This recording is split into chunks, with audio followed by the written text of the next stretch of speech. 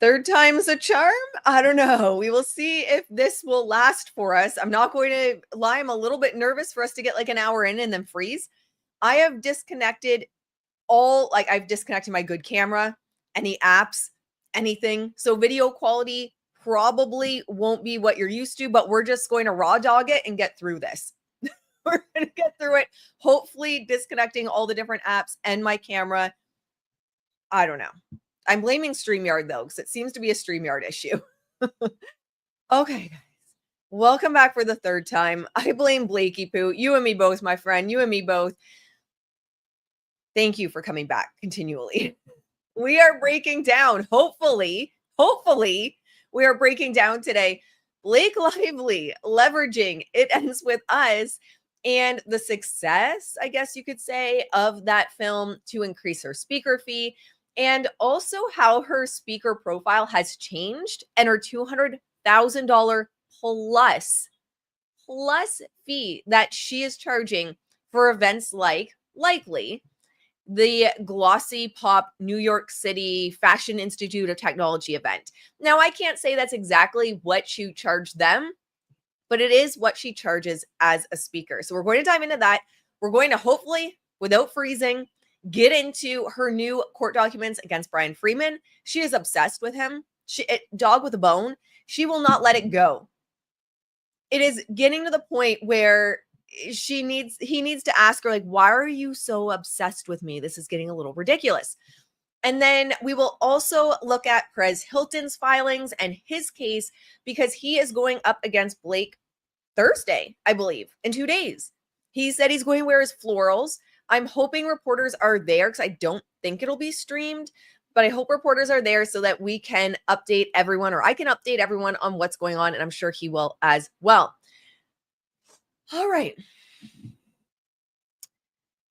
Grab your coffee, my friends. Say hi, hang out in the chat. Hopefully the internet sticks around for us. I have my Trust No Headline mug from the merch store. Let's dive into Blake Lively's speaker profile. I don't even know where to start with this. I was just being nosy, which is what I do, and stumbled on this morning. All right. We're also going to pull up the Wayback Machine and look at her previous speaker profile for this. This is under AAE speakers. Funny enough, her husband is apparently too good to be listed under here, although big names are. Kim Kardashian's on here, but her pricing isn't listed. Ryan Reynolds is only listed under the WME umbrella. So the Harry Walker Agency is the world's leading speaking bureau and kind of promotes itself as highlighting the world's top speakers. So Ryan Reynolds is only listed on there, and I'll show you guys his profile as well. But this is Blake Lively's profile for AAE speakers.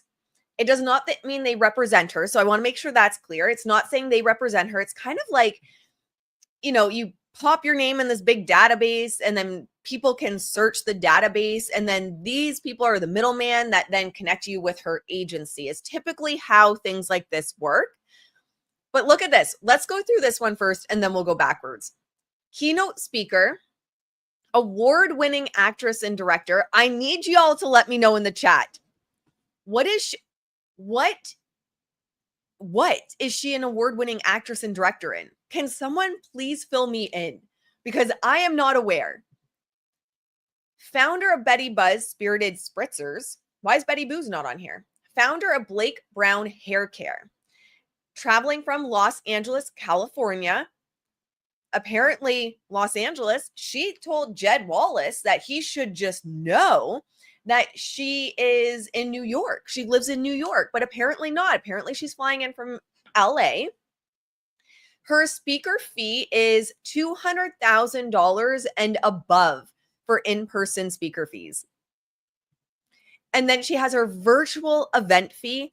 I don't know if she's ever done a virtual event, but I don't follow Blake Lively that closely. It's $100,000 to $200,000. It's interesting because what you're going to see when we pull up her old one, when we all together get in the Wayback Machine and we look at what this used to look like, it used to say contact for details. Now, for someone like Kim Kardashian, the contact for details is an exclusivity piece. But when we're looking at for Blake Lively, I imagine it's because she wasn't really offering those in-person event or sorry, the virtual events. So it was kind of contact. This kind of gives like, I'll do anything now. Please take me. I have maybe potentially, allegedly, my opinion only, legal fees, and my husband might be cutting me off. I don't know, maybe, but I will do virtual now. I don't care. Her bio now says Blake Lively is an American actress and director. It kills me, guys. The director piece is for Taylor Swift's music video. I honestly think she was trying to get director credits on It Ends With Us. I am genuinely starting to believe that that's what she was hoping for, that she would eventually just get that. I think her Teen Choice Award winner. Okay, that's funny. I bet that's what they're talking about then. Award winner. Her Teen Choice Award. That is hilarious. Um, she would. She would. Oh, so she is an American actress and director and has been active in her acting career since 1998. Lively achieved international recognition for her role as Serena Vanderwoodson in the CW's Gossip Girl from 2007 to 2012, and went on in to star in a number of successful films, including The Age of Adeline, 2015, The Shallows, 2016, The Shark Movie, the only thing I've ever actually seen her in other than It Ends With Us, A Simple Favor, 2018, and It Ends With Us, 2024. Her directorial debut came in 2021 when she directed Taylor Swift's music video, I Bet You Think About Me. Yet up here, award-winning actress and director. It's just bizarre to me. It's just bizarre to me. Really, Blakey? And it must be your teen choice. Now I have to Google it. What awards did Blake Lively win for acting? People's Choice and Teen Choice. Did she really win a DC Area Film Critics Award in 2010? Washington, D.C. Did she really? Oh, for Best Ensemble. Oh, Blake. Best Ensemble. It wasn't even like lead actress. We're just stretching the truth here. In 2024, Lively and her husband Ryan Reynolds became the first married Hollywood couple to have two separate films top the box office on the same weekend since 1990. Now, this is something we've talked about a lot on this channel, that really what her and Ryan were going for was Barbenheimer. They were hoping to repackage that lightning in a bottle with It Ends With Us and Deadpool and Wolverine. Guys, this morning I was thinking about this because I literally just found this at like 6 a.m. this morning. This to me means that they were planning this from the get-go. Because wasn't it the original text messages between between Justin and Ryan Reynolds, where Ryan was already talking about needing to push back the film? And then Blake had all these mysterious illnesses, but it turns out she was at Taylor Swift concerts. I'm starting to think that they had this plan from the beginning. That they needed that film to be pushed back so that it opened at the same time as Deadpool and Wolverine. And therefore, they also needed marketing control over It Ends With Us, so that they could make it, in their own minds, this Barbenheimer event. Let me know what you think in the comments, or if you're watching the replay, let me know what you think as well.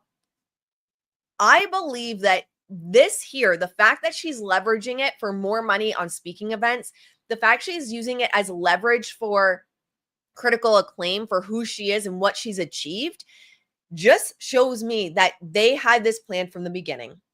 They needed this movie to be pushed back to line up with Deadpool and Wolverine.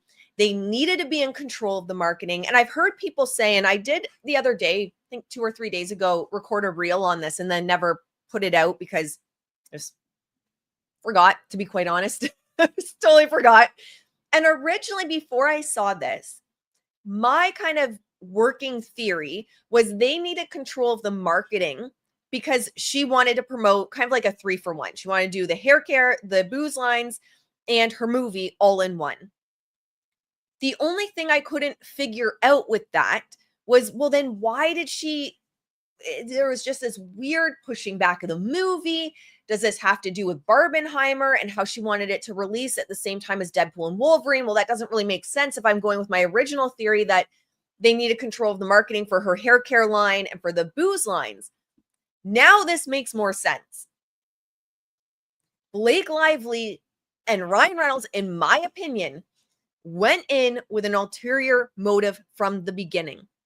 This also, if this was the plan all along, and again, allegedly, my opinion only, were they just blowing things up that didn't need to be blown up? Like, was it just looking for problems to blow up on set? Do you know what I mean? To gain more and more and more control. Now I'm thinking maybe they didn't really care that he asked about her weight, but it was just something they could leverage to gain more control. This is kind of where I'm going now with this thought because it's being used in speaker profiles. It's being used right here that we had this Barbenheimer event. I don't know. Maybe I'm just so entrenched in this case that I'm losing my mind. That's also a possibility. Thank you so much for the super sticker. You could not, or super chat. You could not pay me to listen to her after what she has done to Justin and content creators like yourself. I agree, Tim. You could not pay me.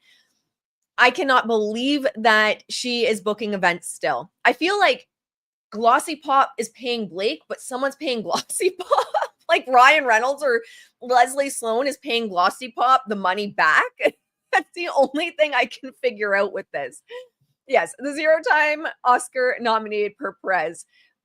Yes, exactly. Maybe we should add that. Too bad it's not like a Wikipedia where we could add it there. Like award winning, teen choice, 0-time Oscar nominated. But that is my working theory. I want to hear your guys' working theory. If this changes, does it change your perception of all of this? Does it really mean now from day one, they were looking to take this over, which challenges ultimately all of my beliefs, a lot of what we've heard, even Candace Owens, who has done phenomenal coverage on this. I think one of her theories was that Blake or Ryan got jealous. I can't remember. It's been a while since she covered the case, but that he got jealous and there were issues around jealousy. This kind of blows everything up. I don't know. Or maybe it's just a coincidence. And they're like, look, it's all a coincidence. It did really well. We had our Barbenheimer and now we can leverage it for more money. The biography goes on to say, Lively participated in Gucci's Chime for Change campaign to raise awareness and funds for women's issues.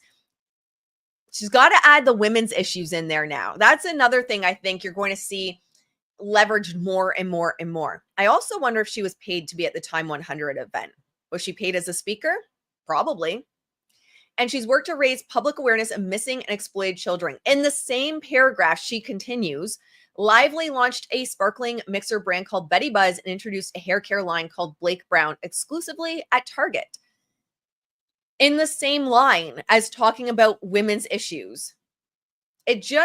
Maybe that's just a pet peeve of mine because I did work as a counselor. I worked in women's shelters with youth, with kids, in equine assisted therapy programs, but it just bothers me. I know it's talking about, I think the Buzz is the non-alcoholic, but it still just doesn't sit right with me at being in the same sentence as women's issues. All right, let me catch up on the chat, see what you guys, thank you, Katie. You guys got my back. Best ensemble for the town, and she was not a lead in that. I haven't even seen that. Maybe I have to see it. I don't know. I'm afraid to support anything with her now at this point. Thank you so much for the super chat. With the economical situation, knowing that there are companies and events willing to pay USD 200K to listen to her uneducated business savvy is shockingly staggering. Yes, I'm side-eyeing hard. Paulina, we are all feeling that with you, I assume. Everyone in the chat is probably side-eyeing this hard as well. It is absolutely ridiculous. And especially, like you said, her uneducated business savvy. What success has she had building a business? It's very shocking. Can you try get Wesley Snipes on here? I don't know. I think Wesley is trying to get on the good side of Hollywood Graces. I don't know if being here would help with that. But Wesley, if you ever want to come on, yeah, hell yeah. I love Wesley Snipes. Although I don't think being on here would put him in the good graces of Ryan Reynolds. We do have some big names in the industry that watch on burner accounts. Hey guys, hey, I know you're here. But I don't know if he would, but I would love to. And Terry, Terry might be more willing. Terry Crews. Love Terry Crews. He is so amazing. All right, let's go back to, I want to show you her way back of this.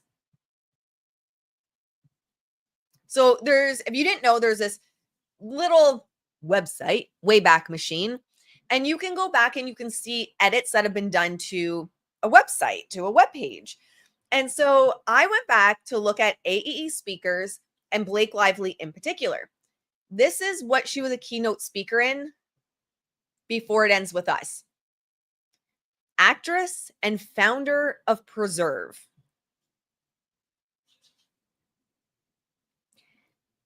Now, I haven't really followed Blake that much, and I don't know much about her ventures, but isn't Preserve her like Southern US racist brand?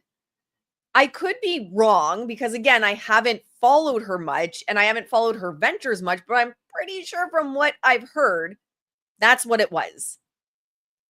And that's what she was being promoted as on her speaker profile previously. It's wild.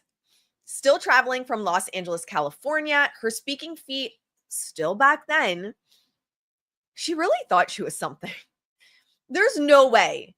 I cannot see anyone have been paying her this much back then. But her live speaker fee was $200,000 and above. Virtual event fee, it said contact us for details. Usually you're going to see that as like an exclusivity piece when it has contact us for details. I honestly think for Blake Lively, that piece was because she wasn't really doing it. It wasn't really, they didn't really have a price. And so they didn't want to put a price there. That's my assumption. Oh, the Preserve thing was her version of Goop. Okay. Yes, she was obsessed with pre-Civil War culture. It's really bizarre. Okay, so her version of Goop.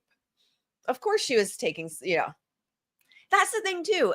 The fact that she's listed as an entrepreneur on so many events and in so many pages and these fluff pieces that are put out about her, an entrepreneur of what?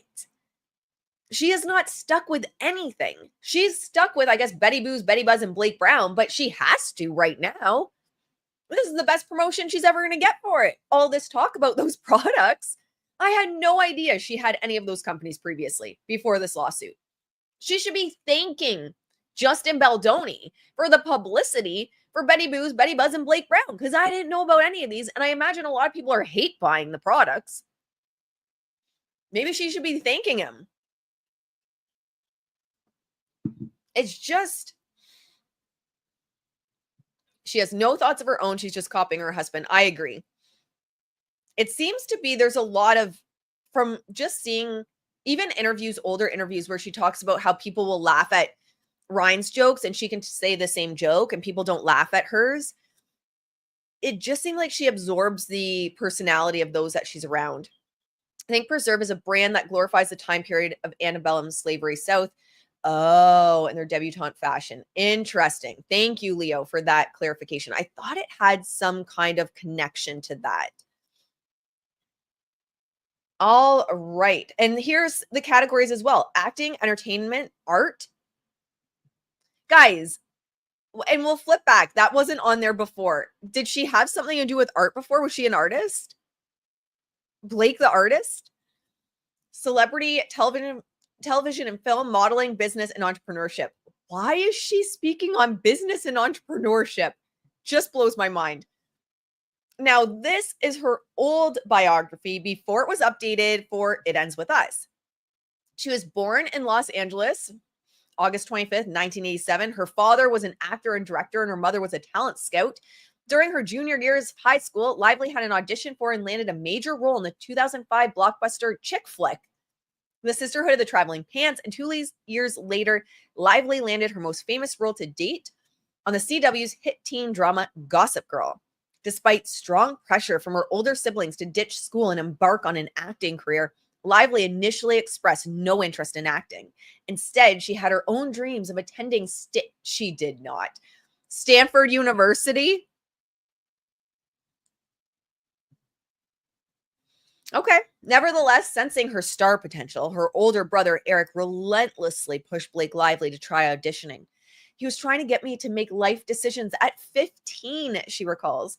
He then began contacting agents and telling them about his beautiful, talented younger sister. During her junior year of high school, at the age of 17, Lively finally consented to attend a few auditions.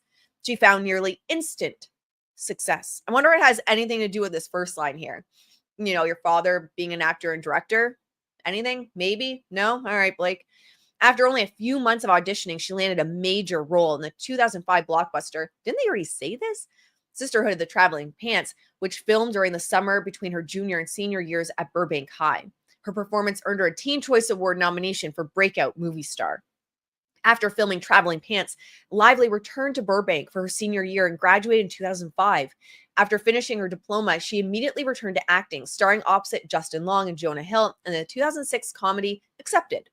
A year later, in 2007, Lively landed her most famous role to date on the CW's hit teen drama Gossip Girl. The show follows a cohort. This is okay. The show follows a cohort of privileged teenagers on New York's Upper East Side, with Lively playing the lead role as Serena Vanderhoosen. Woodson? Woodson. I don't fucking know. I didn't watch this shit. A stylish blonde and somewhat reformed party girl with her dazzling good looks, natural acting talent, and devoted backing from devoted Gossip Girl fans. You know, Blake wrote this. Dazzling good looks, natural acting talent. Is the acting talent in the room with us, Blake Lively? You even said yourself you suck as an actress and that you have to make the character you. And devoted backing from devoted. I get this girl a thesaurus. Get her a thesaurus. And devoted backing from devoted Gossip Girl fans. Lively seemed to be on the verge of breaking out as a top flight movie star. What is a top flight movie star? Anyone know? Any takers in the chat? She displayed a grittier side in her role as a young mother in Ben Affleck's crime thriller, The Town. Both the film and Lively's performance, I don't know, Blake, drew widespread critical acclaim. The following year, Lively co-starred with Ryan Reynolds in the film Green Lantern, where she played the lead role, a big screen take on the classic comic book series. All righty, Blakey. So she's dazzling. She's got dazzling good looks. She's got connections in Hollywood. Did anyone proofread this and be like, maybe we should not connect the instant success to father as an actor and director? Like, if you're going to be a Nepo baby, just lean into the Nepo baby, but don't pretend that it was like, oh, it's because of my dazzling good looks and my natural acting talent that I got all these awards. Oh, is it like a legit term definition? A top flight movie star is an actor who is at the highest level of achievement and excellence in the film industry. That is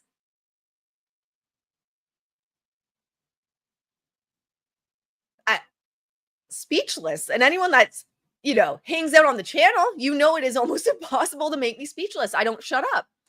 Well, there you go. There you go. From Blake's own mouth. Okay, I'm speechless. I don't even know what to say. I'm stuck. I'm not frozen this time. But let's go back to, because she changed the categories. Now she only has actors, celebrity, models, business, and entrepreneurship. So if you guys need a speaker to give business advice, Blakey is available for a cool $200K. Now I'm curious what Ryan Reynolds' fees are.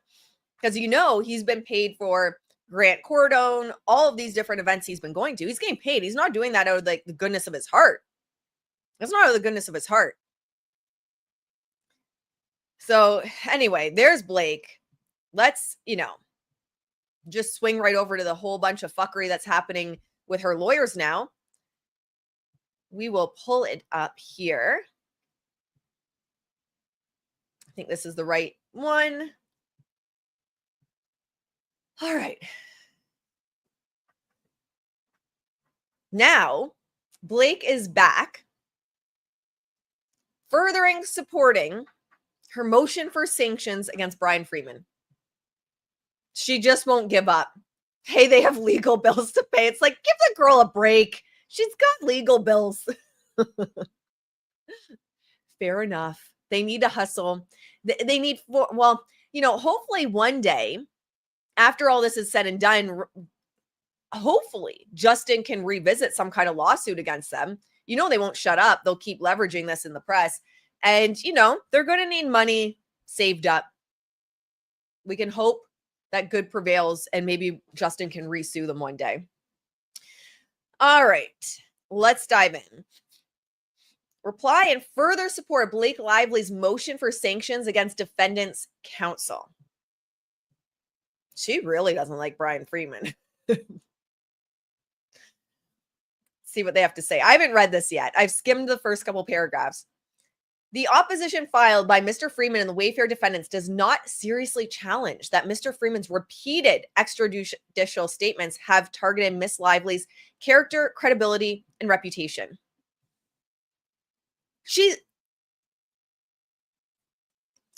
Guys, she's saying this while booking that glossy pop New York City event. She's saying this, allegedly, although I'm kind of convinced now that this movie's never going to happen, while booking new movies.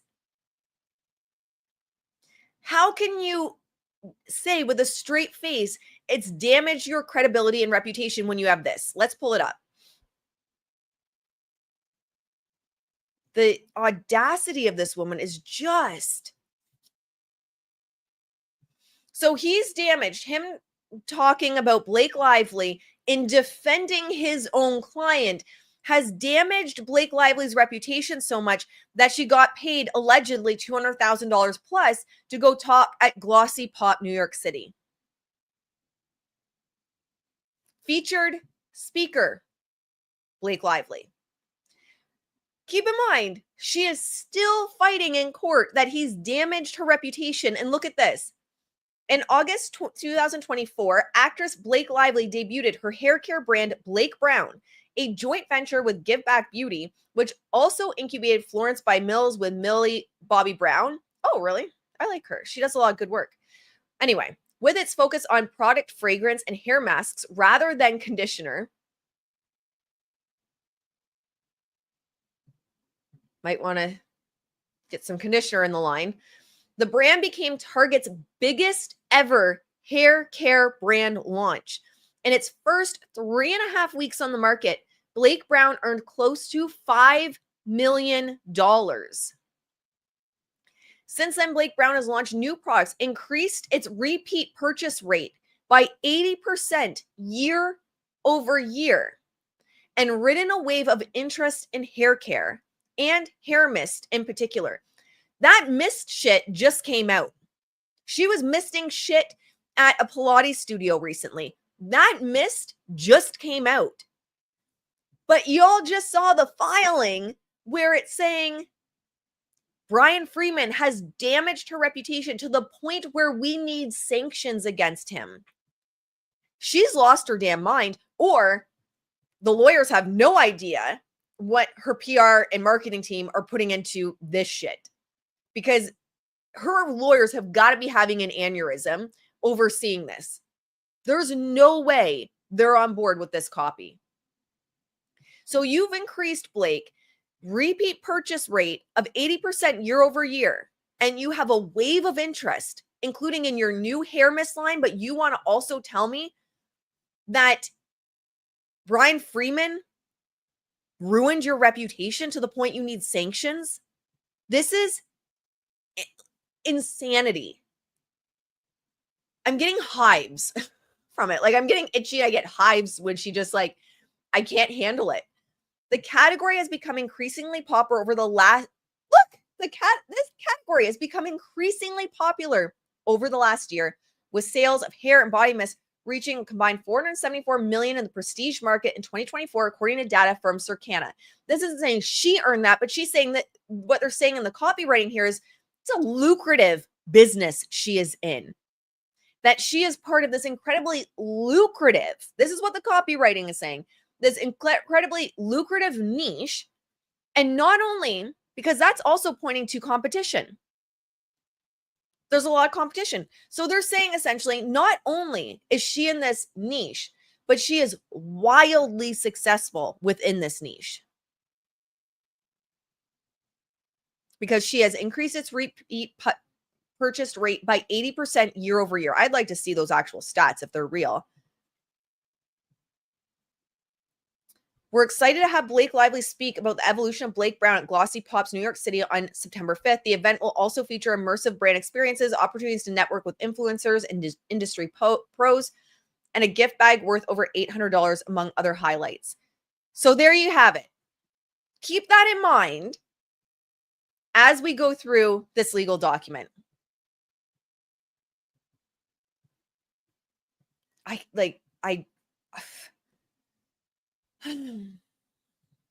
As such, those statements presumably violate New York Rule 3.6 and are sanctionable under this court's February 3rd order. Leaving aside the opposition's repeated ad hominem attacks, which they do all the time as well, Mr. Freeman's primary response is that his press campaign has not necessarily prejudiced the jury pool against Miss Lively. This is what they're setting up. I nearly guarantee it. Someone's told Blake, ride it out. Go to court. Even if you lose, we'll just say that they tainted the jury pool.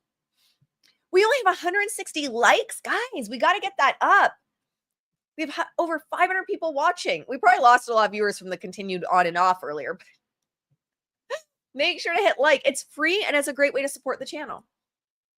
But the consistency and volume of Mr. Freeman's themes challenging Miss Lively's character and credibility have created a situation in which the issue is not whether jurors will remember Mr. Freeman's statements, but whether they can escape them.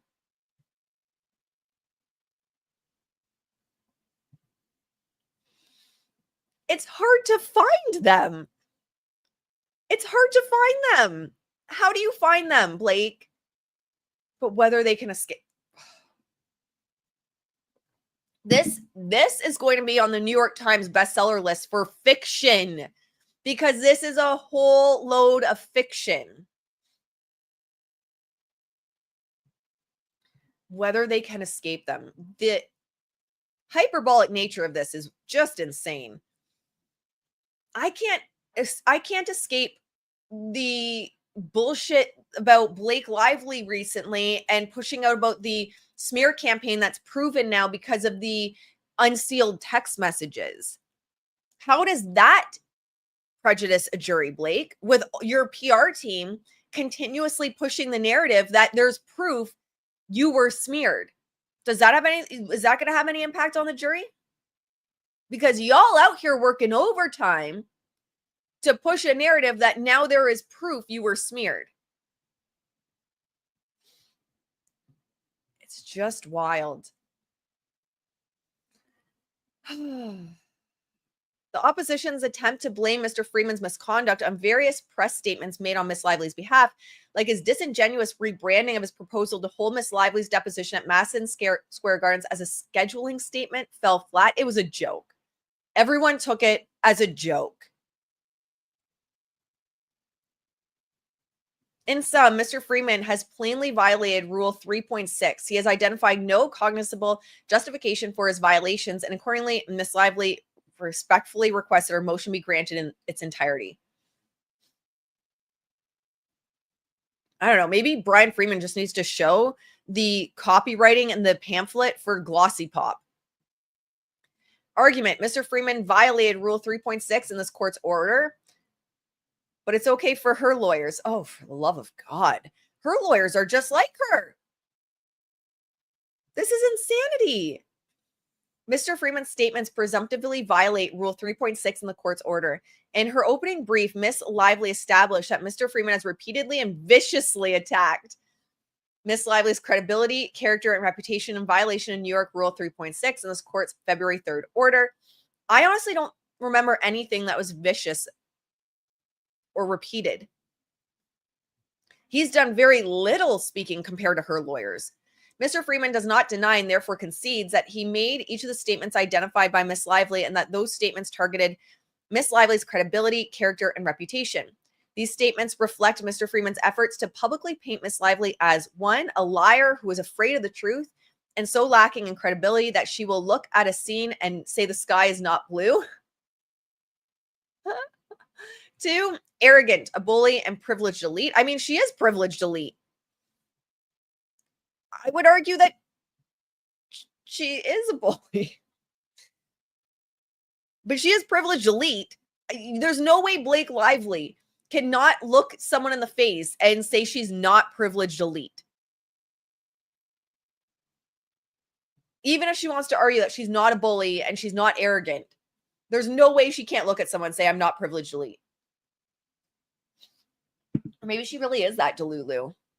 Three, deserving of the organic backlash against her. Yeah, the organic backlash. In her self-concocted disaster, which it is. Not the Wayfair smear campaign documents and discovery. And four, not credible given her husband's SNL appearance. Well, the fact they made a big joke about it on SNL. Instead, Mr. Freeman argues that the chief failing in Ms. Lively's motion is the underlying assumption that any statement that touches on a party's character, credibility, or reputation automatically triggers a substantial likelihood of materially prejudicing an adjunctive proceeding in the matter and therefore violates Rule 3.6. But this hair-splitting exercise runs directly into the plain language of New York Rule 3.6b, which provides that a statement ordinarily is likely to prejudice materially an adjunctive proceeding if the statement relates to the character, credibility, reputation, or criminal record of a party or the expected testimony of a party or witness. New York Rules of Pro Conduct 3.6b1, emphasis added. The New York State Bar Association Committee on Professional Ethics has further clarified that the conduct identified in New York Rule 3.6b1 is a presumptive violation of the rule. The final and central element of the prohibition is that the lawyer knows or reasonably should know that the statement will have a substantial likelihood of materially prejudicing an adjunctive proceeding in the matter. The rule provides some guidance on this final element by identifying certain kinds of statements that are presumptively permissive and other kinds that are presumptively impermissible. It says here in the footnote, the sole exception of this are statements made by Mr. Freeman's client, Megyn Kelly, and now disclaimed by Mr. Freeman during the podcast interview in which Miss Kelly stated that Mr. Freeman is waging war against Blake Lively, who he believes is not a good person, and referred to Miss Lively as a bitch. Okay, so originally Blake Lively's lawyer said that it was Bryan Freedman that referred to her as that, but now they're saying that Bryan Freedman has disclaimed those statements. Well, because he never made them. It was Megyn Kelly. How can you disclaim something that was never yours in the first place to claim? Is that like, just admit you were wrong and that whoever wrote that filing didn't know what they were talking about because you claimed that Mr. Freeman made a statement that was actually Megyn Kelly saying. Mr. Freeman argues that Rule 3.6 applies to statements by counsel, ignoring his own statement made during the same podcast that not only endorse Ms. Kelly's invective, but violate Rule 3.6 on their own terms, all while demonstrating why many of the statements made by Ms. Lively's behalf have nothing to do with Rule 3.6. I don't even think he agreed. I haven't watched that interview in a while, but I don't even think he agreed. You just continued on. That holds true here. A sustained public relations campaign attacking the character and credibility of an SH plaintiff creates an unacceptable risk of tainting the jury pool. I want to know, I genuinely want someone to let me know how this, Bryan Freeman's, he made like one or two comments. He did 2 interviews, one with TMZ, one with Megyn Kelly. Blake Lively's PR team works harder than the devil and pushing their narrative. So how is continuing to push and flood SEO? For those that are new here, I didn't even introduce myself. I have over 15 years of experience in branding, marketing, and PR. SEO and Google is my baby. I have loved working within it. I love the puzzle piece of it and the challenge of looking at how media manipulation and narrative control happens with legacy media and on Google, because it's one of still the most important places. How is flooding Google with all of these headlines that are essentially saying it's proven that Justin Baldoni smeared Blake Lively? How is that not tainting a jury pool?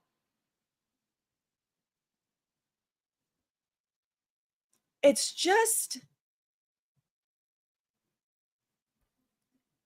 I don't understand. I genuinely don't understand. It says, particularly given Mr. Freeman's admission that in these kinds of cases, once someone says something, it becomes fact. Mr. Freeman offers no reason to disregard the rules ordinary presumptive here. Okay, well, I also think it applies to you then also, Blake's team, if you want to say that. Mr. Freeman's statements are substantially likely to materially prejudice these proceedings. I don't even know if I can read this whole thing, because it just brings me back continually to what is going on even today on Google. Because if I pull up Google for Justin, it's about these judge unseals text messages and emails in Justin Baldoni and Blake Lively, bombshell smear campaign texts and emails in Justin Baldoni Blake Lively legal dispute. Judge unseals bombshell smear campaign texts and emails. And they're pushing that. Someone's pushing that. Yeah, that's literally her. But I'm a victim. You must believe me. No one else. I can do whatever I want. Yeah, I can flip over quick, Leo. And then we'll come back. So this is the top news for Justin Baldoni. So if a potential juror goes to Google and types in like Justin Baldoni or Justin Baldoni news or Justin Baldoni updates, anything like that attached to the name Justin Baldoni, this is what they're going to get first. And 80% of people only read the headlines. So we have the word smear campaign attached with his name, text messages, bombshell court documents reveal smear campaign against Blake Lively. But so that's not prejudicing a jury. That's not going to have an impact on the case. The constant flooding of PR from Blake's side is going to have no negative impact on the case. But 2 interviews that Bryan Freedman did will.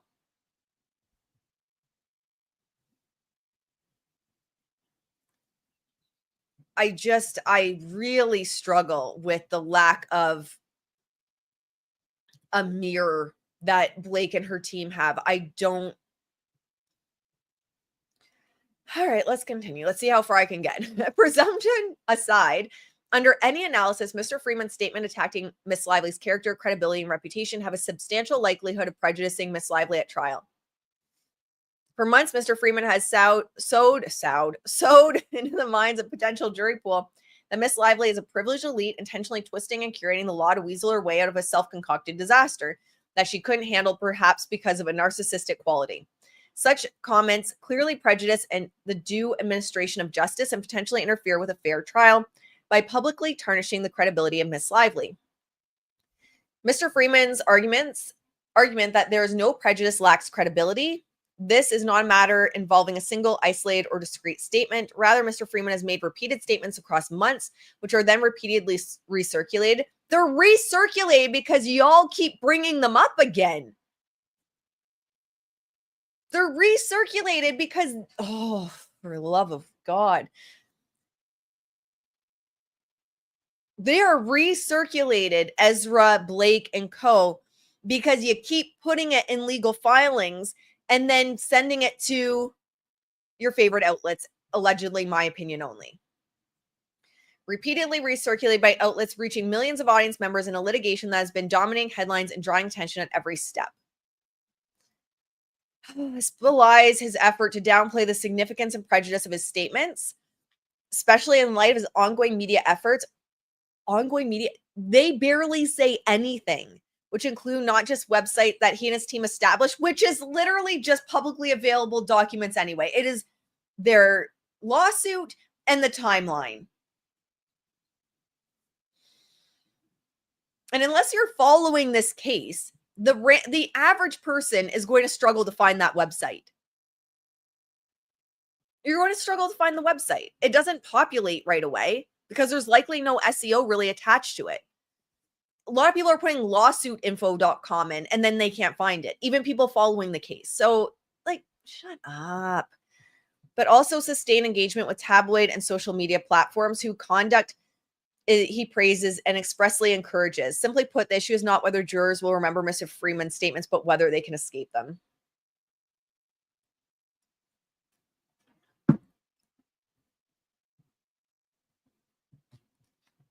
I would argue you get more reach and inability to escape things with legacy media. Blake, wouldn't you agree? That's probably why you and Ryan are taking that route in your PR right now, why you're not really worrying about social media.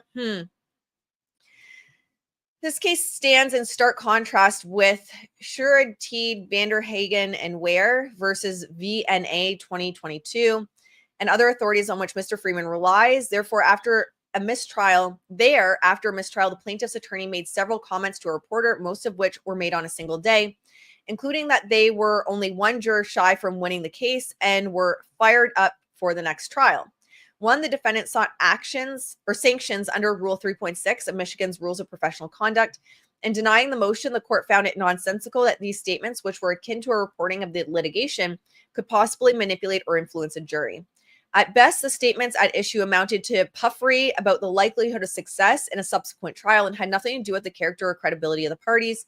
The other cases cited by Mr. Freeman are equally an opposite. And then they list those cases. It says here it was Bryan Freedman who, on a podcast appearance with former client Billy Bush, argued that it is these TikTokers and people on YouTube. They're amazing. They're brilliant. Those types of people that have that type of information, that are willing to do that type of diligence, should actually be the jury one day. Was he on Billy Bush? Did I miss that? Did I completely miss that? Which also goes to show that if people that are actively following this case miss that he was on Billy Bush, then I doubt randos that aren't entrenched in this case realize that. It has since been revealed through discovery that the Wayfair parties are colluding with several content creators. Apparently me as well, because I got a subpoena and then they dropped it right away. I think that was all just PR puffery themselves. Blakey's like, 107 content creators are in cahoots with Wayfair. And then Tag was like, fine, unseal the documents, and called Blake's bluff and Ezra Hudson's bluff. And everyone realized that, oh, wait, the 107 aren't. A couple people are because they got statements or they reached out for statements. So it has since been revealed through discovery that the Wayfair parties are colluding with several content creators, including Perez Hilton, Candace Owens, and Andy Signor of Popcorn Planet, to perpetuate some of the most hateful and anti-lively rhetoric.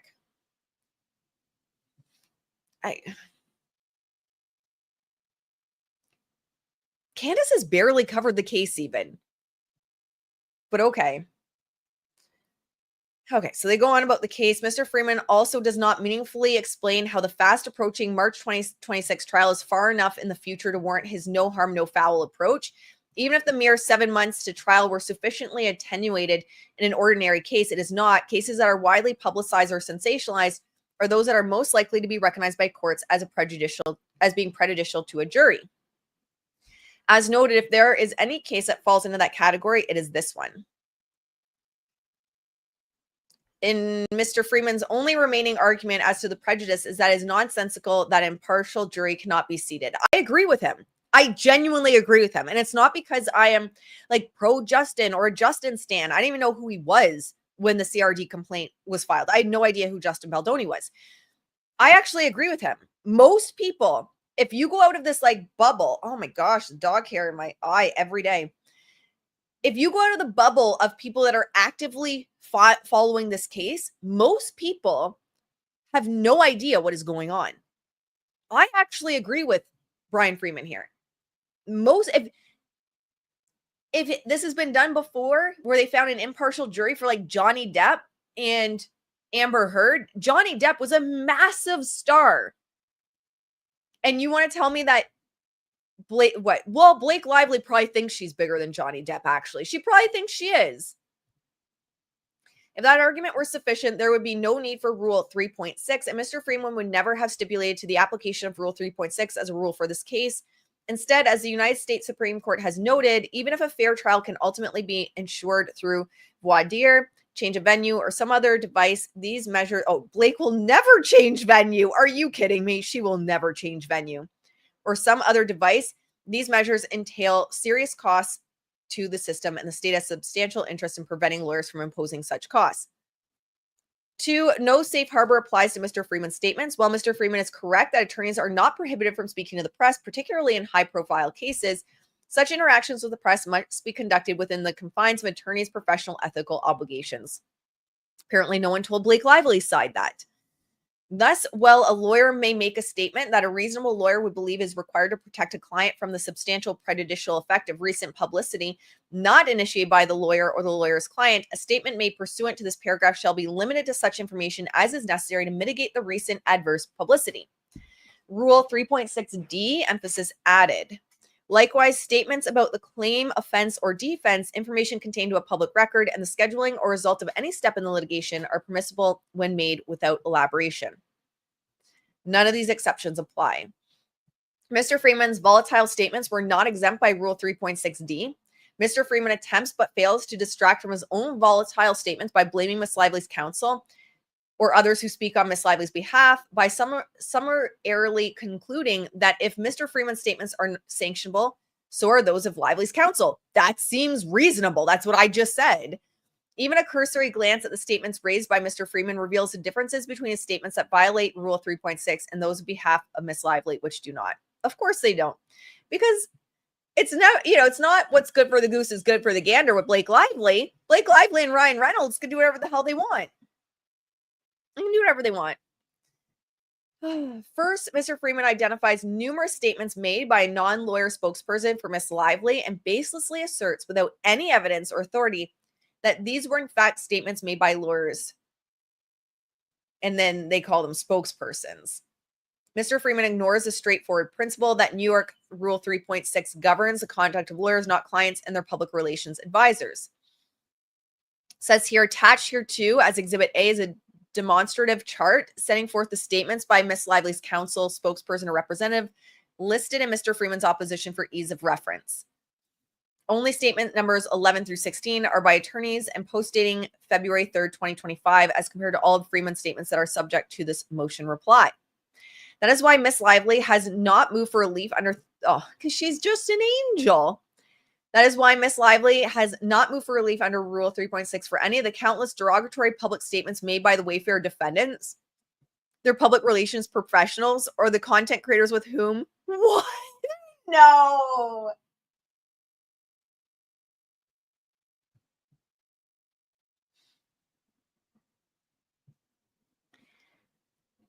Okay, we've got to just back this one up.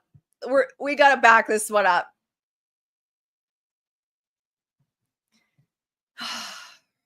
I need to collect myself because this is just a whole lot of fuckery.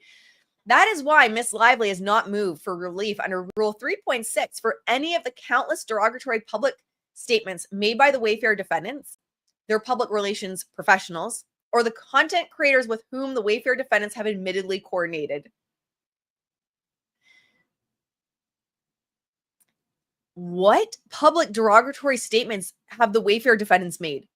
Justin's just out here with sharing anniversaries with his wife, celebrating Mother's Day. I do need 2 glasses of wine. I 100% need 2 glasses of wine. What? Or the content creators with whom Wayfair defendants have admittedly coordinated. There has been no admission from Wayfair that they have coordinated with content creators. That's a bold-faced lie and twisting the facts. Twisting the facts for probably also public relations and headlines. I can't believe the audacity of these people. Wayfair has never admitted to coordinating. And what content creators? Are they now going to include everyone? So the 107 that they subpoenaed, plus, well, they shared an image in their text message chain of Zach Peters. Well, so like they've definitely coordinated with Zach Peters, and they've shared an image of this person. So they're definitely Melanie King. So they're definitely coordinating with Melanie King. We just didn't subpoena her, but definite coordination. Because look at this text message chain. It's got all these images of the content creators. Get a grip. This is ridiculous. How y'all can say this shit with a straight face and then lay your head on your pillow at night and sleep soundly is beyond me. Because what derogatory public statements made by Wayfair defendants? Which ones? Their PR team? PR is allowed a PR. Y'all know, because y'all are doing that every day. And content creators with whom they've admitted coordination? Get a grip. This is disgusting. My opinion only. I don't need another fucking subpoena. The distinction is not theoretical. As the United States Supreme Court has explained, it is because lawyers have special access to information through discovery and client communications. Their extrajudicial statements pose a threat to fairness of a pending proceeding, since lawyer statements are likely to be received as especially authoritative. Second, none of the statements Mr. Freeman identifies violate Rule 3.6. Many statements do not even mention Mr. Baldoni or the Wayfair defendants. Exhibit A, statement number 1, 4, 11, 12, 14, 15. While the vast majority of remaining statements are presumptively permissible, comments regarding the claims, offenses, and defenses in the action that refrain from attacking the credibility, character, or reputation of Mr. Baldoni or the Wayfair defendants. Are y'all how are you guys doing? This is all allegedly. It's all allegedly. How are you guys doing in the chat? I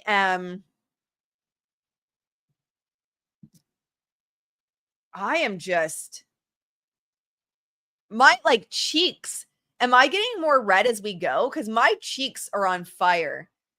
Yeah, it's too much. It's too much. If I seem like I'm getting more and more red, it is just like the frustration and the anger building. This is ridiculous. My opinion only. Oh my gosh. Okay. So they have the different statements there. And then the footnote is, in any event, many of the spokesperson's statements were made in direct response to publicity harmful to Miss Lively's initiated by Mr. Freeman. Oh, how about your victory lap? Was that a direct response? All your posts about victory laps? Man. These statements do not assert that Mr. Baldoni will fail to show up for trial, give false testimony, or try to bully others. Instead, every reference Mr. Freeman has identified is a description of a claim or argument made in court filings, which Rule 3.6 deems presumptively permissible, as opposed to efforts to assassinate the credibility or character of an opposing party or witness, which Rule 3.6 deems impermissible. Mr. Freeman has not made any showing beyond his own conclusory judgment as to how his over-the-line statements were justified by anything Miss Lively's counsel said in the press.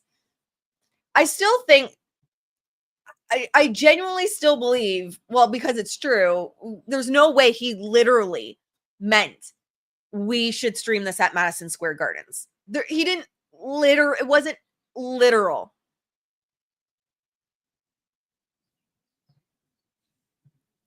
Mr. Freeman's bald assertion that his statements were absolved by the prejudice created by the incessant press releases and interviews published by Miss Lively and her counsel fails to demonstrate that publicity rendered by any specific statement necessary, or that they were properly limited to such information as to necessary to mitigate the recent adverse publicity.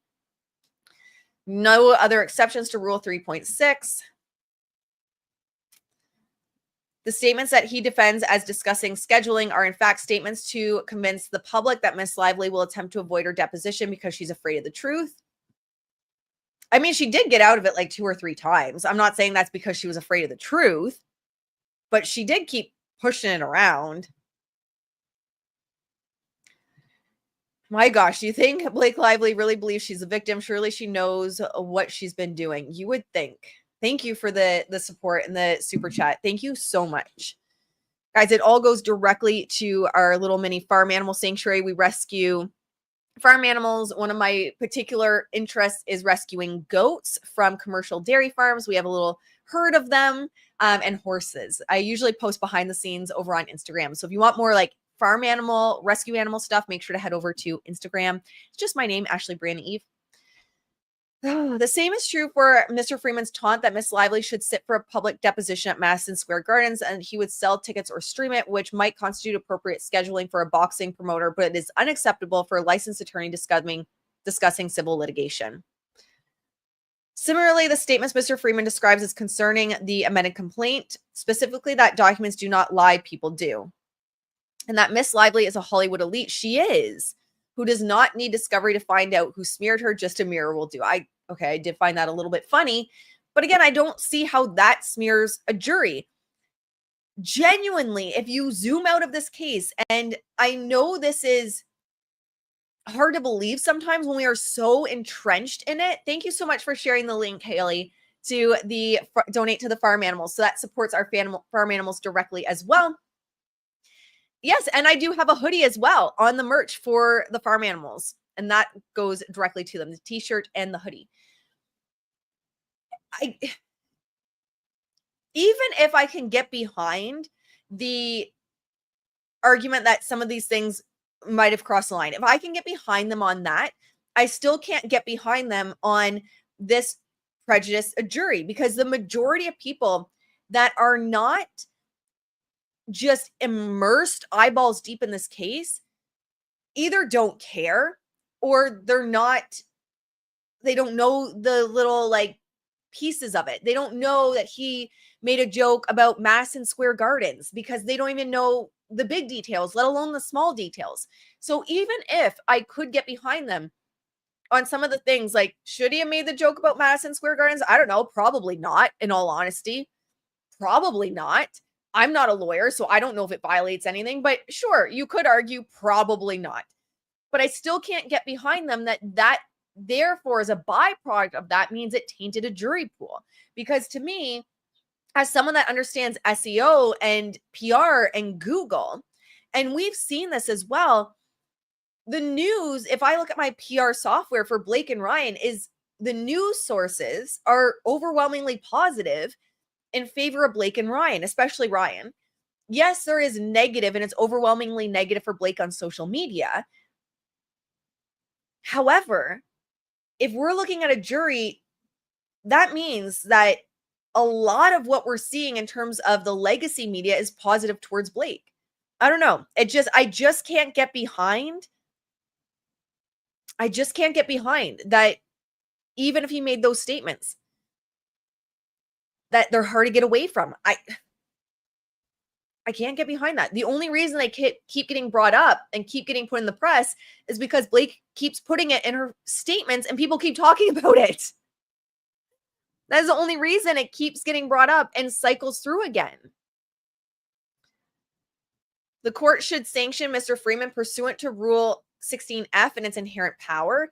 Mr. Freeman's failure to obey the court's clear and unambiguous pretrial order incorporating Rule 3.6 violates Federal Rule 16F and is sufficient ground for the court to impose whichever sanction it feels is appropriate under the circumstances.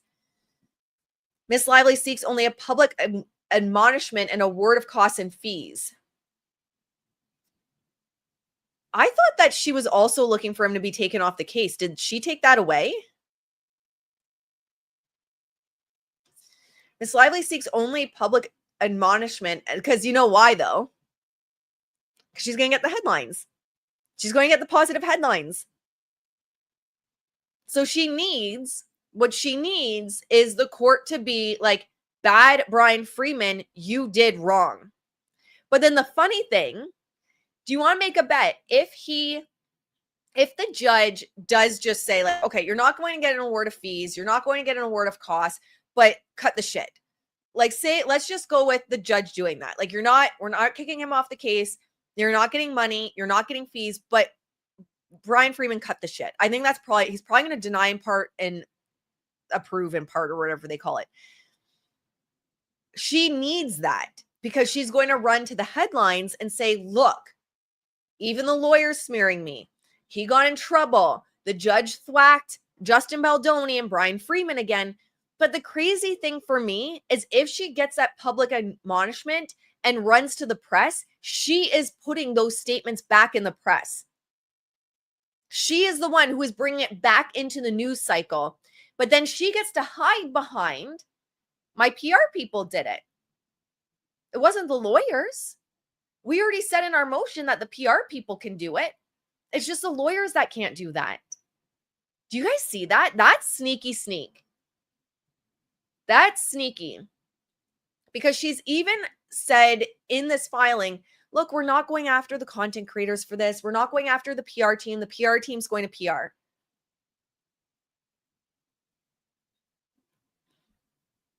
So she'll hide behind, hey, my PR team did it.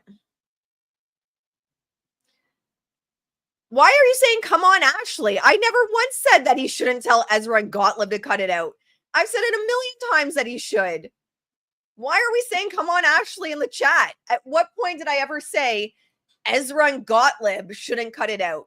Have y'all read my motion to quash and then my letter to the judge? If anyone here is new and didn't see, whoa, what did I just do? Anyone here is new and didn't see my letter to the judge, I literally say in my letter to the judge after my motion to quash that they use this for PR.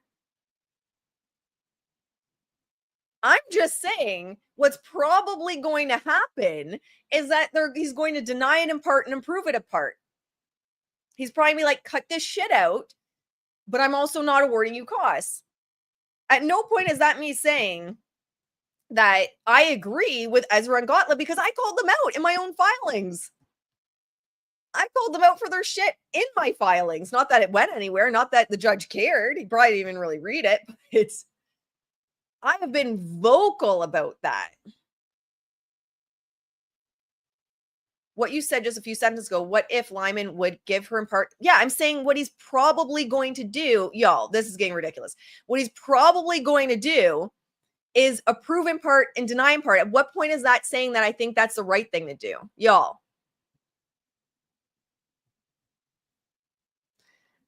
Miss Lively seeks only a public admonishment and award of cost and fees. If the court decides to impose sanctions, Mr. Freedman concedes that those are proper sanctions.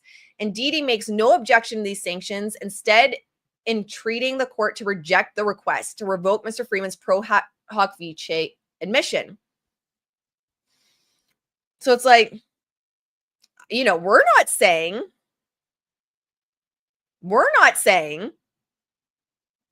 that this is what he should do. We're not saying this is what you guys, this is ridiculous. Like, Judge Lyman is not watching my shit and taking advice from a non-lawyer. Let's just chill. It is telling that Mr. Freeman fixates on this purportedly draconian sanction because Miss Lively did not request that relief at this time and only reserved her right to seek it if Mr. Freeman continues to refuse to follow the rules of the court. Miss Lively reserves all rights to seek appropriate remedial instructions prior to trial, as well as seek additional sanctions in the event Mr. Freeman continues to violate the Rule 3.6 order, including but not limited to revoking his pro hoc vice admission. So that's PR too. Like, it's like we're not saying revoke it, but if you want to, but it's not us.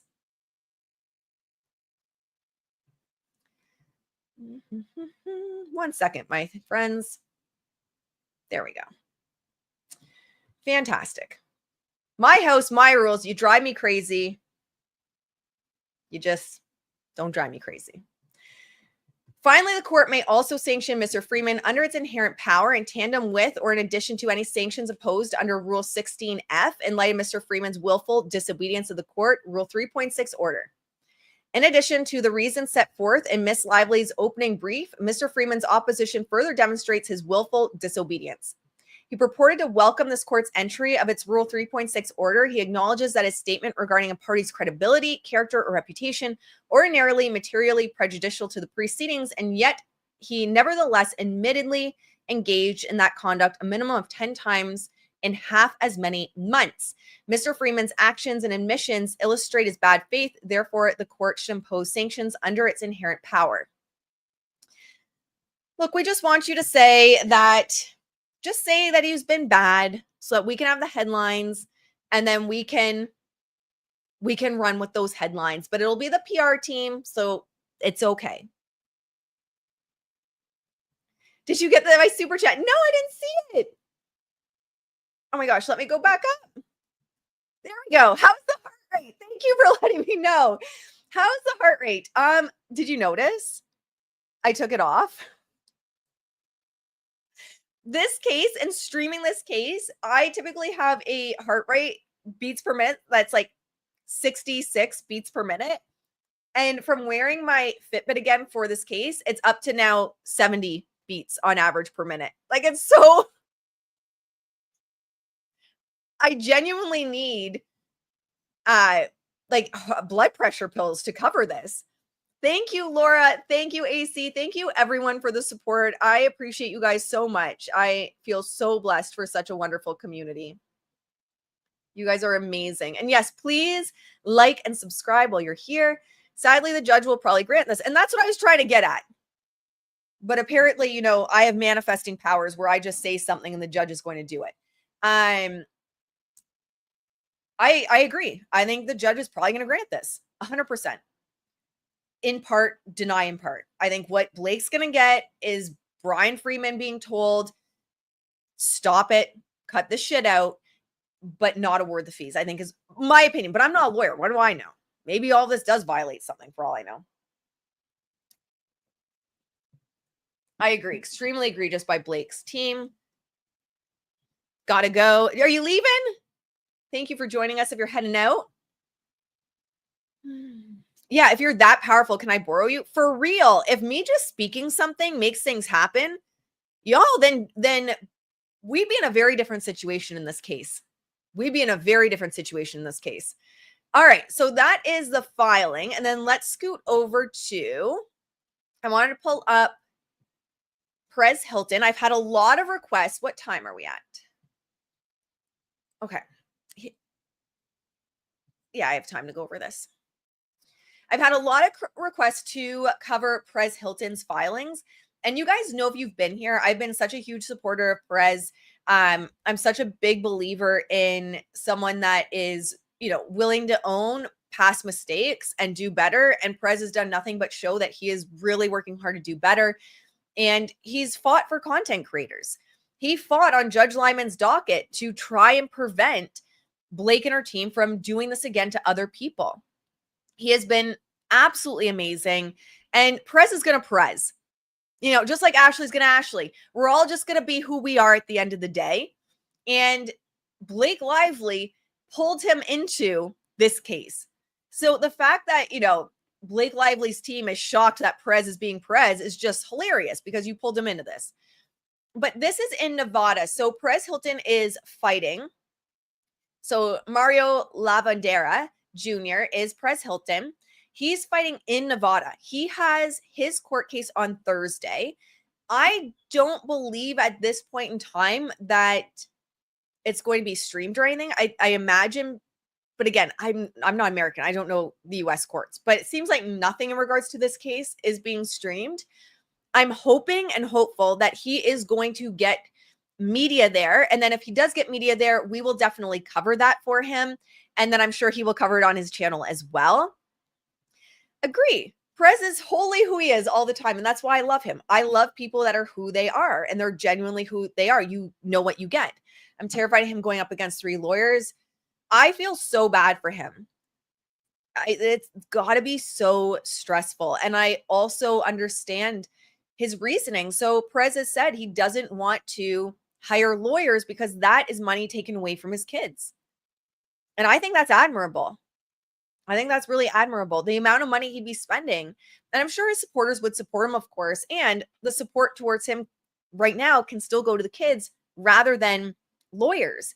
And I think it's just, you know, it's so stressful. I can't imagine the stress he's under. He's even admitted that he's not doing well. Yes, I saw him on Popcorn Planet with Andy. And he said that, you know, he's struggling a bit right now. And so he needs all the support that he can get, especially from content creators. Found your channel thanks to the saga. You bring a different perspective of PR and marketing, helping many of us understand the behind the scenes. Yes, don't believe the headlines, my friends. Exactly. All right, so what is on here so far? Let's go down. Oh, we'll flip it. So this was just filed yesterday. It was a minute order in chambers for the Honorable Judge Richard Boulware II. This matter is set for hearing on Thursday, August 28th at 12:15 p.m. Parties are reminded that photography and recording any proceedings. Okay, there's the answer. I just need to read more. See, this is why I relate to Emily D. Baker so much, because she'll go off on a riff, and then if she had just read a little bit, she'd get the answer. Parties are reminded that photography and recording any proceedings within the federal court for the District of Nevada is strictly prohibited. For this reason and related security concerns, it is ordered that only counsel and parties shall be allowed their cell phones or laptops in the courtroom and will still not be permitted to record the proceedings or take photographs. Members of the public will not be allowed possession of their laptops or cell phones within the courtroom and are subject to secondary screening prior to entry to observe proceedings. Any violation of this order can subject an individual or party to sanctions and contempt proceedings, which may lead to a monetary sanction or incarceration. So that was just filed yesterday for Perez Hilton. And follow, if you guys go, one, let me know. Send me an email to support@ashleybriannaeve.com. If you're going, I'd love to hear if you're interested in sending me any updates. I can stream them on the channel. Let me see. I think I have Thursday. Thursday's free for me. I have no appointments on Thursday. So if we're here streaming for 6 hours because someone's updating the trial or has updates, we'll be here for 6 hours. Let me know if you guys want me to do that. We'll do it. I have no appointments on Thursday. But make sure that you are following the rules of the court. You know, if there's anything, especially content creators going, that are acting out in court, that are not following the rules, it's going to get put back on Perez by the media, aka Blake's PR team. So let's play by the rules. Let's make sure you're respectful of what they're saying. No cell phones, no laptops. But if you are going, just reach out and I got you. If Freeman is sanctioned, they'll be able to use in response to a summary judgment, desperate measures. That's true. Good point. That's a good point. August 25th, there was another filing that went up. Order granting 17 verified petition for permission to practice pro hoc vice as attorney Meryl C. Governsky for Blake Lively and approving designation of local counsel as to Richard Pocker. Let me check who Meryl is. Is she currently on the case?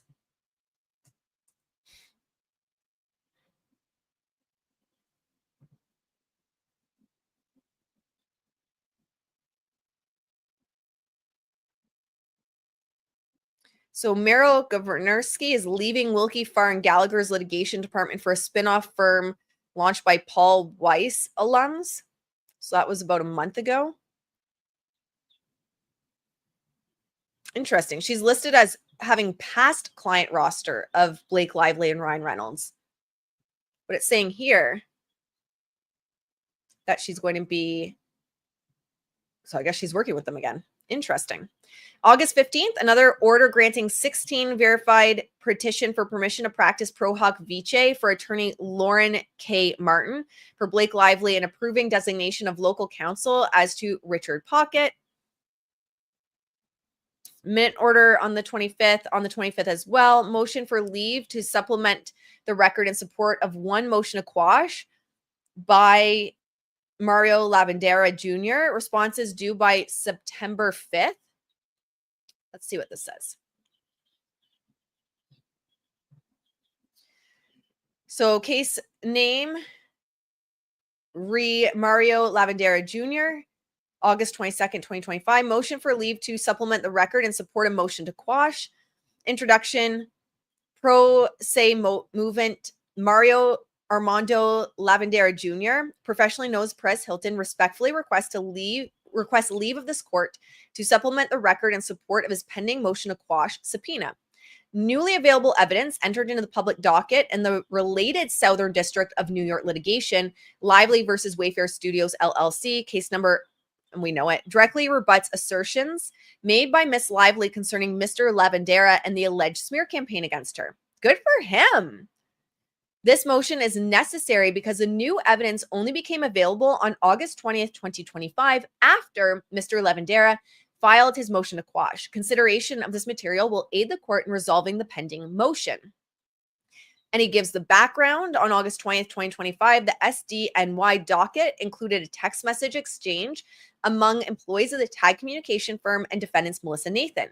In that conversation, TAG staff expressly discussed Mr. Lavandera's independent coverage of Miss Lively, stating he's been supportive in getting traction on this coverage. This directly undermines Miss Lively's narrative that Mr. Lavandera was part of a coordinated smear campaign. That's a great point. That's a great point made by Perez Hilton. It does. So them saying he's been supportive in getting traction on this coverage, so they have to reach out to him, proves that he was gaining traction organically and had nothing to do with Wayfair. So they were like, oh, let's reach out. But they also were nowhere saying to coordinate a smear campaign. In PR teams are allowed, and I know you guys know. I'm speaking of Blake Lively, Ryan Reynolds, and everyone else in that world that's watching this because they do. What he's saying here is they obviously had not contacted me for this smear campaign in the time frame that you're saying. Blake Lively wants to pretend that this is an ongoing smear campaign. They saw that I was gaining traction. And so they said they would reach out. Well, PR teams are allowed to reach out to journalists. PR teams are allowed to give statements to journalists, to people covering the case. That is not sketchy. That's not something that's bad. That's not something that is confirming a smear campaign. Although Blake's side is trying to twist it like that. Perez continues with, this directly undermines Miss Lively's narrative that Mr. Lavandera was part of a coordinated smear campaign. Instead, it shows his coverage was perceived as organic and independent. In addition, attached as exhibits 1 and 3 are widely reported, authenticated public materials documenting Miss Lively's own conduct, including her plantation wedding, admitted blackface comments, and belittling of a journalist. These materials explain why Mr. Lavandera's change in opinion about Miss Lively was based on her own conduct and not on any external pressure or inducement. Good job, Perez. I love this. And then he talks about the legal standard. In conclusion, for the foregoing reasons, Mr. Lavandera respectfully requests that this court grant leave to supplement the record in support of his motion to quash and consider the attached exhibits 1 to 4. I think those were, they're not available. So it looks like the responses then are due by September 5th. Good for him. So it looks like so far everything's going ahead. Perez has his day in court on Thursday. It looks like from what Perez has been talking about, 3 lawyers are going to be flying in. And Perez is saying, look, I think this is great points. Look, all of this information came out that I didn't have available previously. It is proof that I was not involved in a smear campaign. I'm also including this proof that, oh, is this?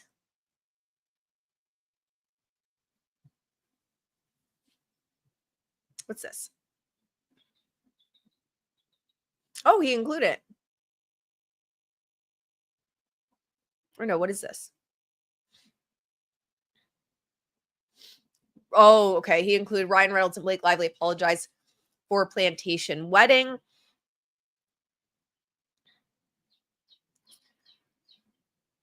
This is a minute order. Okay, that all goes in with the consideration for new evidence. I don't know why it's here, but then, I don't understand. But I'm not a lawyer. So the apologizing for the plantation wedding, he includes the screenshot from Fandom Wire. I was like, a black girl. Appalling video of Blake Lively joking about doing a blackface to impress her crush goes viral amid Justin Baldoni drama. He included page 6, reporter blasts nightmare Blake Lively over interview that made her want to quit amid it ends with us drama. And exhibit H, which is the text messages. So this is the text messages we read the other day. And it says, let's find the spot where it talks about Perez. Okay, so they're going back and forth about the case. This is January 21st, so the end of January 2025, which the CRD complaint came out the end of 2024. Alex Seeley says, this is amazing. Melissa Nathan, I know TMZ are about to run. Popcorn Planet, my new bestie. We're sending it wide. I need to go to House of Habit. It's House in Habit. And also I'll DM. Alex Seeley, I can send a House in Habit. They keep saying of Habit. Alex Seeley, do we have the actual audio to share? Or do you want me to just send the DM article? Melissa Nathan says, I'll send it to you. Alex, KK, Alex Seeley, thank you. Alex Seeley, I can send to Travis from US Weekly as well. This person is redacted. How do we get to Perez? So January 21st, 2025, they had no idea how to even reach Perez Hilton. Oh, thank you for the clarification, Katie. I think Perez filed this document twice because he originally formatted it as a letter like they do for Lyman, but in NV, is that Nevada? The judge said it had to be a motion. Thank you so much for clarifying that. That is really good to know. Ashley, the judge is black. Context. With Blake, that is context. That is definitely context. So they said on January 21st, 2025, how do we get to Perez? Blake sees this as confirmation that, like, see, there was a smear campaign. But to me, and I think for everyone that is reasonable, we see it as proof there was no smear campaign. This is such a circus created by power-hungry jerks. He shouldn't have to deal with this. I agree. 100% agree. 100% prayers for Perez. We love Perez here. Big supporters of Perez. And then redacted again, he's been supportive and getting traction on this coverage. But even if someone wants to twist it, because y'all know that like ex-patriarch will twist it, probably has twisted it. I don't read his stuff, but probably has twisted it. So even if someone says, well, they said he's been supportive and getting traction, they don't know how to contact him. It wasn't them.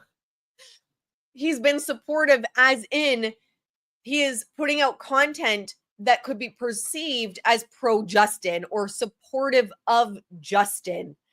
Not that he's been supportive of us and getting our narrative out. That's not it, right? So, someone's going to twist it. How do we get to Perez? They had no idea. And then Alex Seeley emphasized he's been supportive and getting traction on that. So probably like hearted it or exclamation mark or whatever. Michael Lawrence could ask Bryan. He's also his lawyer. So see, no one knows how to contact Perez Hilton. No one knows. And this is going into the end of January, but you want to say that he was involved in a smear campaign? That's ridiculous. Riley Long, are we still doing team meeting? And then they go on to a team meeting. So that's my view of the whole Perez piece here is it's proof that they had no idea how to contact him even at the end of January. Saging the chat. Yes, we need a lot of sage today. I wish more people were following this. Me too. And this is exactly what I was saying when I said, I don't agree. Even if I can get behind Blake's side and say maybe some of those statements were crossing a line. I don't know because I'm not a lawyer. So I don't know what is or isn't. Sure, I guess for some people, the optics of saying go to Madison Square Gardens might have looked bad to some people. But most people aren't following this. Most people have no idea. Bryan Freedman making two statements once and them not being repeated other than the fact that Blake keeps bringing them into the court docket and therefore people keep reporting on it, including her media outlets that she goes to, is the problem. That is more of the problem, Blake continuing to bring it up than the original statements, in my opinion. Because a lot of people aren't following this, unfortunately. And it sucks because you just want good to win.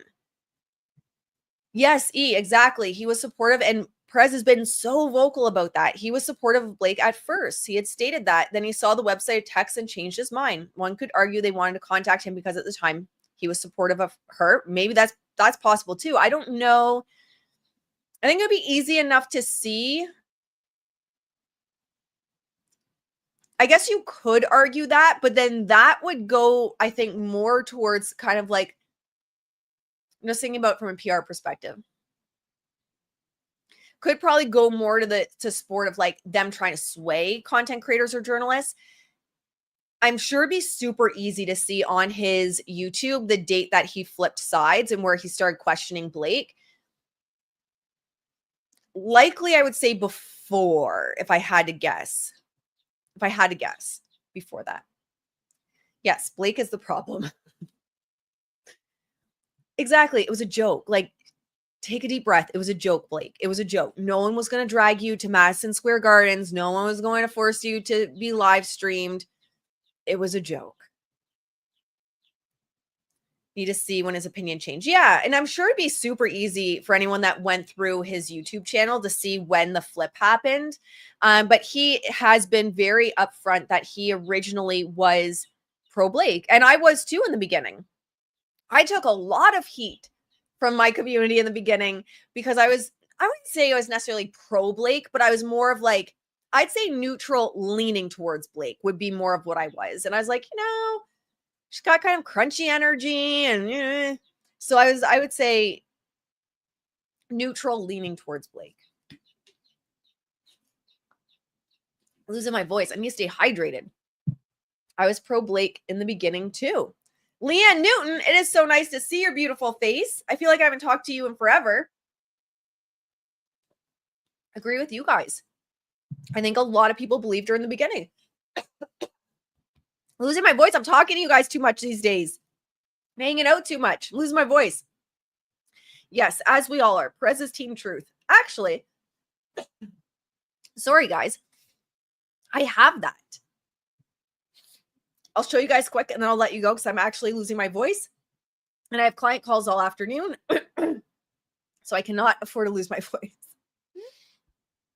We have at the merch store, we have t-shirts, sweaters, and mugs that actually say that too. Team Truth. That is something I've been saying about myself from the get-go. I'm not on a side. Well, it might appear to be because I do a lot of what could be considered pro-Justin content, although I just said that I could see her side in some ways where I can see the argument that maybe he crossed the line in some ways. What I am is Team Truth, ultimately. I will be the first one. Oh my gosh. Guys, I talk too much. I just love you all so much. I'm going to have no voice by the time. So we streamed on Saturday too. I have no voice by the time we get to the end of the week.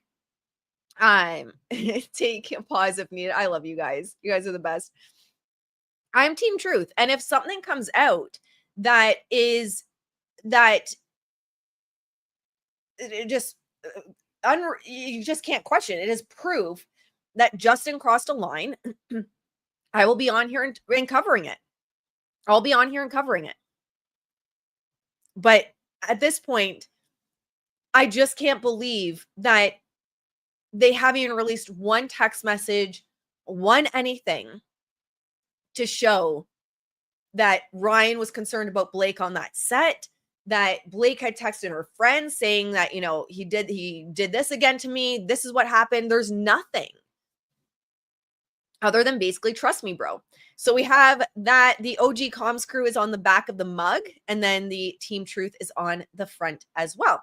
So yeah, we have some really fun merch. You guys had asked about the dog bowls. So we have the dog bowls. My dog bowls for my dogs are being shipped right now. I eat subpoenas for breakfast. You guys, that's not me. That copy isn't me. The community came up with that, and then I just created a bowl for it. So I created the bowl. All right. How are you guys feeling after all of that? That was a lot to cover today. That was a lot. Just need to get the Aussies on Lauren's channel. See you next Tuesday as a staple in their vocab. They'll love it. That's so fun. We have so many Aussies over here on this channel. So cute, right? It's adorable. The dog will, I'm going to be able to show it to you in person because it should be here within the next few days. So excited. But I always have my mug. Although my doctor told me to cut back on caffeine. So I've cut back on my coffee.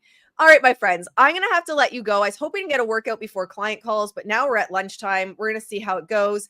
Thank you so much for being here. I feel so blessed to have such an incredible community. I appreciate you guys.